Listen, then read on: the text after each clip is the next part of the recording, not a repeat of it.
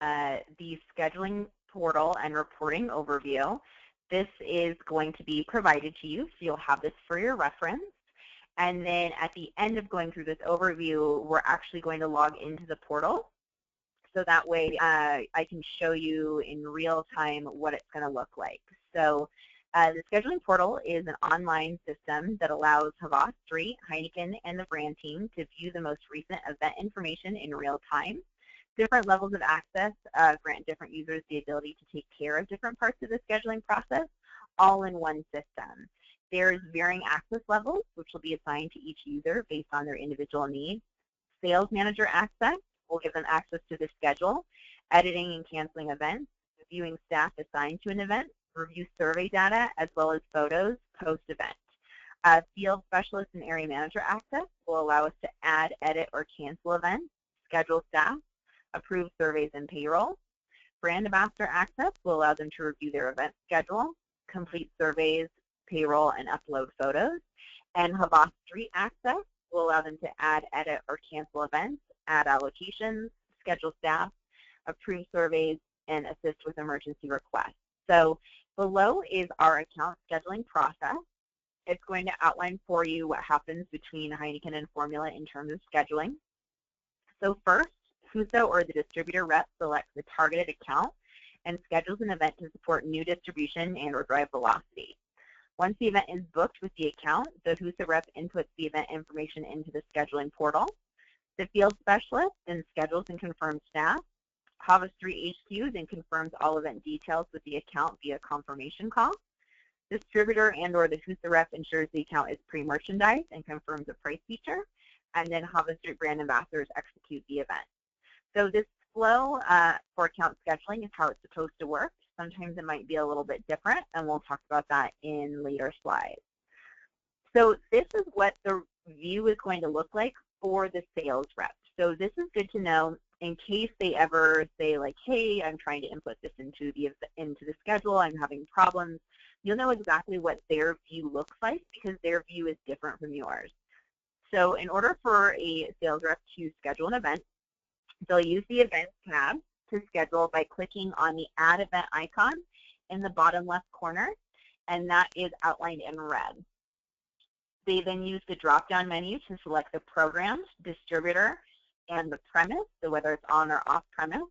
When the distributor is selected, the number of available allocated hours will be displayed. When the account name is selected, the address and other account information will autofill as well if it's an account that we've been to before. If it's a brand new account and is in our system, they will have to input the address and other account information for the system. And then from there forward, every time something gets scheduled there, it will auto-populate. Click Save and Return to view the event schedule, or save and add another to schedule another event. So from their view, they're able to enter up to 5 events at once. That will be different from our view, which we'll go over. If there's additional event information that the brand team needs to know, enter it into the notes section. Additional information can include bar book information, credit card exceptions, sampling components, specific directions about engaging with consumers like talking points. So really in this place, this is where the person scheduling the event would tell us anything we need to know. So it could be, you know, that Strongbows on special for $3 a pint, or this is a cash-only account. Or, you know, account prefers bilingual staff. It would be any type of information they need to let us know, so it's very important to look at the notes section when events get scheduled to make sure that we're following what's said in those notes. To edit an event that's already on the grid, click on the event entry to highlight yellow. Click the edit icon, which looks like a little pencil or pen. All fields in the grid will become editable. Make all necessary edits from the event tab. And below is the view of the scheduling grid that the brand ambassadors will see with the survey at the front of the grid. So every time you schedule a brand ambassador, they will then see this in their portal. So they'll see exactly what they're scheduled to work. Then it's going to have, once their event is over, it's going to have a portion that says Fill Survey. They'll click that, and that's where they're going to enter in all their survey information. After they've filled their survey, another link will pop up below it that says Fill Payroll, and that's where they'll enter in all their hours. So here's a staffing overview. Once the sales rep scheduled the market's upcoming events, the field specialist will use the portal to assign the most appropriate staff to work those events. So your staffing responsibilities include staff all events once the schedules are submitted in the portal. Once staffed, send an informative email including a schedule to the brand ambassadors, providing them with the event date, time, location, and details of when they are scheduled to work. Monitor the scheduling portal daily and apply all necessary event changes, and have all upcoming events staffed a minimum of 72 hours or 3 days prior to the day of the event. So it's always a good idea to staff in the portal as you get events filled, as opposed to waiting and doing it all at one time. Your sales reps can get nervous thinking, oh my gosh, I have all these events in the system and none of them are staffed yet, when really you could be working off a separate spreadsheet. So just make sure that you're updating those in real time so everyone knows that you have your events covered. In order to assign staff, you can select the date range of the week, check unstaffed events, and click search. If you manage multiple markets, select the market that needs to be staffed from the drop-down menu. So usually, you would want to work within the next 2-week date range. Sometimes we get schedules for the entire year. Sometimes we get schedules for the entire month. Sometimes we only get 2 weeks notice. So just make sure that you aren't just searching like one specific week, that you're searching farther in advance and sending those available hours out to your team.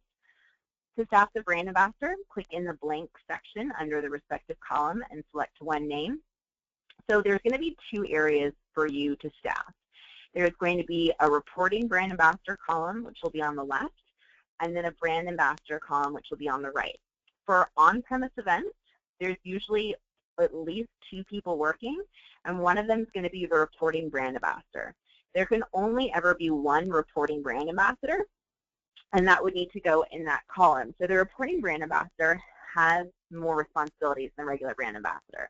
This usually is going to be a seasoned team member, someone with lots of experience with this type of work, someone that you trust, because they're going to be responsible for more things. They're going to be responsible for a company credit card in order to pay the bar tabs if you are sampling in your market. They're going to be in charge of doing the event report and filling out the payroll for both themselves and the brand ambassador. And they're also going to be in charge of submitting 5 quality photos. They do get paid extra for that time, which is why it needs to be someone who we can trust to be in that position. So from the drop-down, you can select your brand ambassador. You're going to have all the brand ambassadors who are on your team in the talent portal listed on here. You can type in the first 3 letters of their name, and it will take you to them. Select them. You always want to click outside of that box once you're done, so that way the change is saved. If there's no reporting brand ambassador, it should be in specific situations. Say that there's a training, then you would want to select no brand ambassador. If it's an event that's in your system but another agency is staffing, you'd want to put no reporting brand ambassador. But for most events, there's always going to be a reporting brand ambassador. Now, for the other brand ambassador slot, there can be multiple BAs. Now, for most of our on-premise events, it's 1 reporting brand ambassador and 1 regular brand ambassador. But every once in a while, if we have a large-scale event, a festival, there might be more than 1 regular brand ambassador. So this side will actually allow you to check more than 1 person's name. But on the flip side, it won't allow you to search for someone's name by typing in the first 3 letters. So you want to go ahead and check the box of the person who's staffed to work. Another important thing to note is if you then replace that brand ambassador with someone else, say they cancel, you find someone else, you then have to unclick the old brand ambassador's name and re-click the new brand ambassador's name. It won't automatically clear the selection if you're doing brand ambassador. After all events are staffed, you can refer to the Events tab to view the upcoming schedule. To export the schedule to an Excel document, click the Export to CSV button, which is here in red. That's going to then pop open a Microsoft Excel sheet that's going to have your entire schedule. Now again, you want to make sure that you're using those filters, so you're doing the correct schedule range. If you don't put in a date range, it's going to pull up all the events in your system. So say you just want to send out the schedule for that week in your confirmation email, Make sure you put in the dates for that week, and you click it, and then you can send it out. So how staffers view their schedule in the portal. Below is an example of the brand ambassador view. They'll have access to the event and photos tabs. It's imperative that all event changes are entered in the portal in a timely manner, so that when staff look at their schedule, they're viewing accurate information. Direct your team leaders to the portal to view day, time, and place they are scheduled to work, and additional team members that they will be working with. This is really important. Like, say that your on-premise manager schedules an event in the portal from 7 to 8:30, and then they email you because with their 72 hours before the event takes place, they can't make any changes themselves. The system won't allow them to. So say they say, oh, that was my fault. It's actually 7:30 to 9. You want to make sure to update on that in the portal because your brand ambassador might be going off what it says. Events worked in the past can be viewed by clicking the completed checkbox in the search bar in case they need to go look at events that they've worked previously. Once logged into the scheduling portal, the screen will default to the Events tab with the grid displayed. All columns are visible, even if they do not pertain to a particular level of access. Click the columns icon in the bottom left corner and follow the steps below to customize the columns displayed in the grid. So say that there are certain columns that you do not need to see. Like say you don't need to see the state because it's always going to be the same state. You can then remove those. So click the Remove All button at the top of the Select Columns box. The list on the left outlined in yellow is the list of columns in order that will display on the grid. Click the plus sign next to the title of each column that you want to add to the list on the left. Another way to add columns is to select, hold, and drag from the list on the right to the one on the left. Below is a view of the grid with columns hidden. So if you can see, this person decided just that they want to see the date, the program, and the distributor. I don't know why someone would want to do that because then you don't know what the accounts are. But that is an option if you don't want to have to scroll all the way to the right of your screen. Reporting ambassadors completing event surveys. So this is something that's really important that you're probably going to spend a lot of time working with your brand ambassadors on, which is getting their surveys in on time. So within 24 hours from the end of the event, the reporting brand ambassador will transfer the answers from the on-site event report to the survey link found in the portal, as well as complete the payroll link with the hours worked by the brand team. Brand ambassador number 1 will log into the portal. Their login and password are the same credentials used to create their talent profile. If they forget their login or password, there's a link provided at formindustryportal.com that will send their credentials in an email if they click Forgot Their Password. Reporting brand ambassador will then locate the events that need to have surveys completed. Future events that the BA is scheduled to work will display as well, so BAs need to pay close attention to the event selected to ensure they don't enter data into the wrong survey. We've had this happen before where a brand ambassador is scheduled to work 2 events in the same day and they accidentally flip-flopped their information. The client will definitely notice that because they know what their accounts will look like. So if the pictures are switched, they'll know like, hey, that wasn't Stoney's, that was Sports Column. The BA then clicks the Fill Survey link and completes it with information collected on the report. The general account information at the beginning of the survey is pre-filled, so it's already going to say for them, you know, the account name, the start time, the end time, the date. Every section other than that must be completed before the survey will be expected for submission. Sections that require a numerical answer will not accept the survey for submission if text is entered. So if you know how many cases sold and they type in ZERO instead of the 0, it won't work. The brand ambassadors can go back to the report and edit the survey responses as needed until the area manager approves the survey, at which time the BA will then only be able to view as a read-only document, and any changes will need to be emailed for the area manager to input in.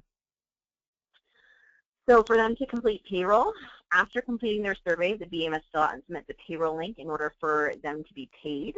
The payroll form will only appear after their survey has been submitted for approval. After the survey link has been submitted for approval, it will change to say Edit Survey, and then the Fill Payroll link will display. So they'll hit Fill Payroll. The view is actually a little different from what this looks like now. It's been updated. So now instead of entering in their time in hours or minutes, they actually put in a start time or an end time. So for sampling event hours, they would put, for example, it says on here 7 p.m. start time, 8 p.m. end time. Reporting time, they get 15 minutes per report that they fill out. Travel time between events is only paid going from the first location to the second location. It's not usually paid going from their home to the first location or to the last location to their home, unless special approval is given because of the long distance of the event. Say you have an event in an outlying city from your main market, that might be the case. And then inventory time would be inputted in as well. So inventory time is if the brand ambassadors met up with you, say at your storage unit to pick up their kits for the weekend, if they met you while you were out at an event. It shouldn't be like extraneous. There shouldn't be a lot of inventory time. Each week they should only have inventory time once for pickup or drop off. And they may have gone over this with you so far in your training, but if not, you should try to make every effort to make like set inventory days and times for people to meet you. If they aren't able to meet during those certain days or times, then trying to meet while you're already out somewhere in market. So that way it's not taking up a lot of your hours or a lot of your mileage either. So the BA will click the Fill Payroll link and enter each staffer's hours worked. All sections on the payroll form will only accept numerical answers. For market search sample, the BA will enter the exact amount of bar spend, including tip, in the bar tab product cost field of the payroll survey. So this is really important if you have sampling and either you're on or you're off premise, that their tab or product cost has to be exact to the cent. They can't round up, say they're given $2.40. If they only spent $239.99 and needs to say $239.99, and it also needs to specify whether it was credit card or whether it was cash. Cash would be if it was like a cash-only account. And then they can only use the credit card that's either assigned to them with their name or a generic market card. Someone cannot borrow another brand ambassador's card with their name on it because this payroll link will link directly to their personal credit card for accounting purposes. An event will still be in the survey pending bucket until payroll has been submitted and approved. Once payroll is approved, the event will be considered complete. It's very important that the reporting brand ambassador is filling this out on time. Payroll is cut every Monday at midnight. If they worked on Saturday and don't have their form in on Monday, then that means that their payroll might get pushed back till the next week or the next pay period. It also wouldn't be fair because the reporting brand ambassador is responsible for submitting the hours, that the brand ambassador who worked with them, their pay would be late as well. So it's very important that they submit these within 24 hours and that you're constantly in contact with any brand ambassadors who have not filled out their reports on time. Brand ambassador uploading photos. So each brand ambassador, for every event, the reporting brand ambassador has to submit at least 5 quality photos.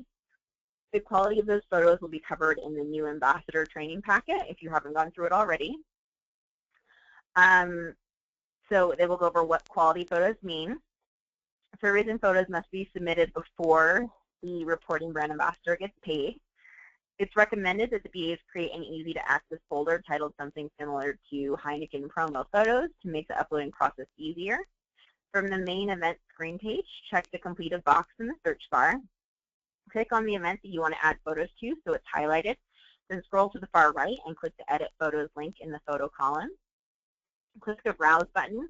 Find the folder that the event photos were saved in and select the 5 best photos taken at the event. The image size cannot exceed 1 MB. Images must be landscape orientation. Portrait-oriented photos will look skewed if uploaded to the portal. To view the photos that were selected from the browse screen, click Save. To view one specific picture in a larger view, click anywhere on the small display of the photo. The photo will open in a new window on the internet browser. To clear the photos before uploading, click Cancel. To delete one specific photo, click the red X button. To return to the Event tab, click Save and Return. Once the DA has submitted the survey, payroll, and upload 5 event photos, they are finished with their portion of online reporting. So you might have brand ambassadors that struggle with uploading photos. They need to know how to resize photos. If they're using, say, a camera phone, a lot of times the quality is so high that the image is going to be larger. They need to learn how to submit, to resize them before submitting. Otherwise, it won't allow them to submit their photos.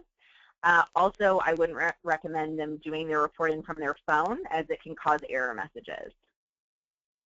So here's the survey approval overview. So it's the area manager's job to approve surveys, payroll, and photos. We will ask for field specialist help as needed for heavy activation weekends. So say it's a holiday weekend and there was hundreds of events, we may ask for your help to approve some of those surveys. We have to go through and review all of the information that was submitted for each event and approve it, and this is the process. So we will log into the portal and sort for surveys pending, click through the survey and review data for accuracy and approve. If the data does not seem accurate, we will reach out to you as the field specialist to verify that information. We'll click the payroll link and review the hours entered by the brand ambassador and approve. Same thing if someone gave themselves 5 hours of inventory time or 3 hours of dry time, chances are we're going to reach out to you and ask if that's accurate. And then ensure the BA uploaded appropriate photos and approve all 5. There's lots of times where area managers aren't able to approve all 5 photos because they don't meet the photo dues. So that's one important thing to really train your brand ambassadors on. After their survey is approved, the data is going to appear on the dash.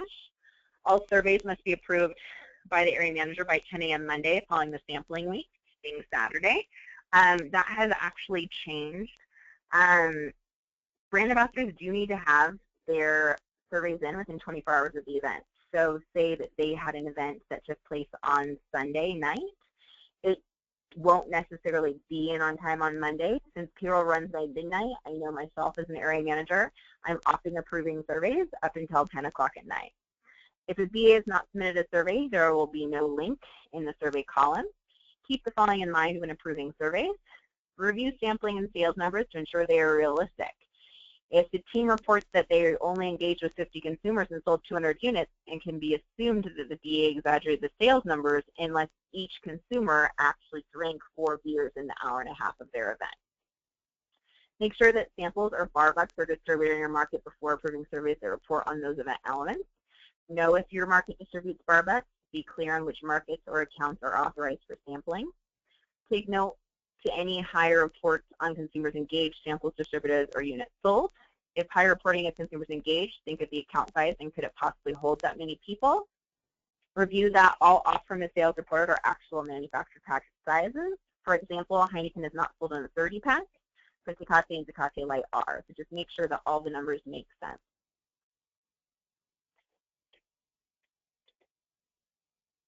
Okay, so you, like I said, area managers mostly will be doing this, but you may have to do this occasionally, so it's good to have this information. So the area manager or the field specialist will log into the scheduling portal and filter for the events that need to be approved by checking the survey pending box. Click the approved survey link and approve each page of the survey by clicking the next button. The entire survey is approved and uploaded to Dash once the final approve button is clicked by the area manager. The survey is now visible to the reporting BA in a read-only format. After approving the survey, the area manager will then approve payroll by clicking on the link called Approve Payroll. Review the hours by the BA and add any necessary reporting, inventory, or drive time in the corresponding sections. For markets that sample, the bar spend should not exceed the maximum product spend plus a maximum of 20% for the tip. So for example, the bar spend is $240. You get $100 per product and $40 per tip. Product entered must be exact spend, not estimated or max spend. Only brand ambassador number 1 or reporting brand ambassador can receive reporting and inventory time. Please approve according to the guidelines listed on the following page. The area manager should communicate any discrepancies, changes to the field specialist and brand ambassadors. So approving photos. After the survey and payroll have been approved, the AM is responsible for reviewing and approving the 5 photos that the reporting be uploaded to the portal. Information about the event, program, account, date, time, team members will display at the top of the screen to ensure the correct photos are being approved. Click anywhere on the photo to open a larger view. To delete an unacceptable photo, click the red X. Even though an event survey and payroll has been approved, the brand ambassador can still upload another photo to replace the deleted one.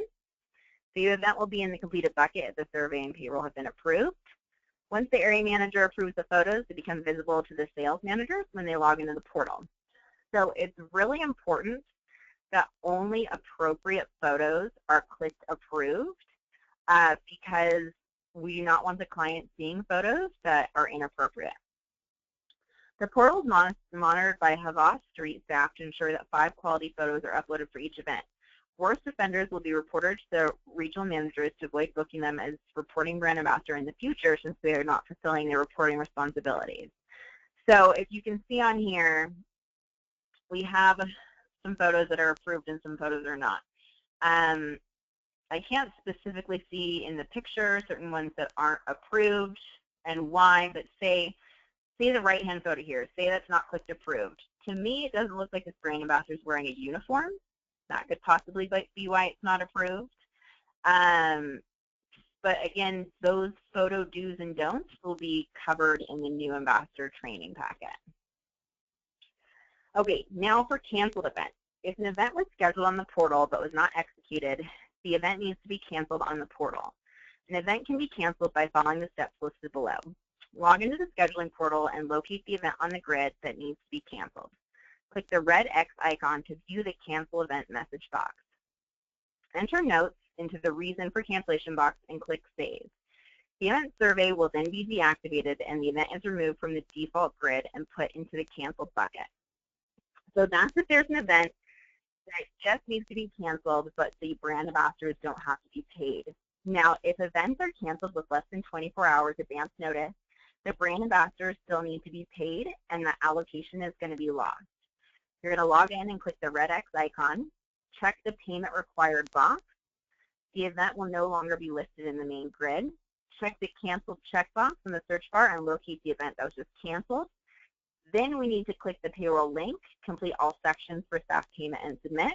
Event will automatically be added to the dash hours tab and staffers will be paid. Event canceled less than 24 hours notice will count against allocations and cannot be rescheduled. And the brand ambassador is only paid for the event time. They are not paid for any reporting, inventory, or drive time for that event. If an event was canceled in a timely manner with intention to reschedule a later time, the event date should be edited rather than canceled. Do not cancel events that are going to be at the same account but at a later time. Edit the event information with the rescheduled date and time. Okay, so now we're going to talk a little bit about the dashboard. The Dash is Havas's custom online reporting system that displays the survey data compiled into chart and graphs that show trends at different security levels. Area managers will utilize the Dash to pull market information reports. Below are some items that are measured on the Dash. So basically what this is it compiles all reporting information for us, and it puts us in a viewable form in terms of either averages or specifics.